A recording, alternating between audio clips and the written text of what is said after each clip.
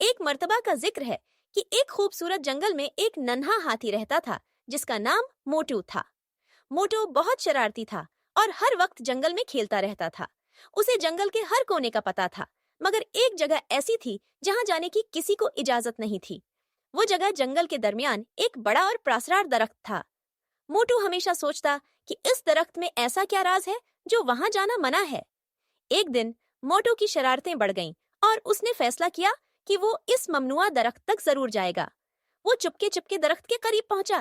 جیسے ہی وہ درخت کے پاس آیا، درخت نے ایک پراسرار آواز میں کہا، کون ہے جو میری حدود میں داخل ہو رہا ہے؟ موٹو تھوڑا ڈر گیا، مگر اس کی جستجو ختم نہیں ہوئی۔ میں موٹو ہوں، ننھا ہاتھی، اور میں یہ جاننا چاہتا ہوں کہ آپ میں کیا راز چھپا ہوا ہے۔ موٹو نے جرات سے جواب دیا۔ درخت نے مسکراتے ہوئے کہا، اچھا موٹو، اگر تم اتنے بہادر ہو تو میرے راز کو جاننے کے لیے تمہیں 3 سوالات کے صحیح جوابات دینا ہوں گے۔ موٹو نے اپنی گردن ہلائی اور سوالات سننے کے لیے تیار ہو گیا۔ درخت نے پہلا سوال کیا، بتاؤ جنگل میں سب سے طاقتور جانور کون ہے؟ موٹو نے فوراً کہا، شیر۔ درخت نے کہا، صحیح، لیکن یاد رکھو ہر جانور کی اپنی طاقت ہوتی ہے۔ پھر دوسرا سوال آیا، کون سا جانور سب سے زیادہ تیز دوڑ سکتا ہے؟ موٹو نے سوچ کر کہا، ہرن۔ درخت نے خوش ہو کر کہا، صحیح جواب۔ تیسرا اور آخری سوال تھا، محبت اور دوستی کا سب سے بڑا اصول کیا ہے؟ یہ سوال سن کر موٹو سوچ میں پڑ گیا۔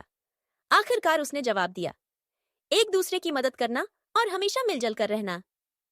درخت نے خوش ہو کر کہا، بہت خوب موٹو، تم نے ثابت کر دیا کہ تم نہ صرف بہادر ہو بلکہ دل سے بھی مضبوط ہو۔ میرا راز یہ ہے کہ میں اس جنگل کا محافظ ہوں، اور جو جانور دوستی اور محبت کے اصولوں کو سمجھتے ہیں انہیں میں اپنے راز بتاتا ہوں۔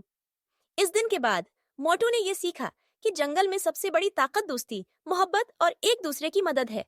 وہ ہمیشہ اپنے دوستوں کے ساتھ مل جل کر رہتا اور جنگل میں سب کے ساتھ اچھا سلوک کرتا۔ یوں موٹو کی یہ مہم جوئی اسے زندگی کا سب سے بڑا سبق سکھا گئی۔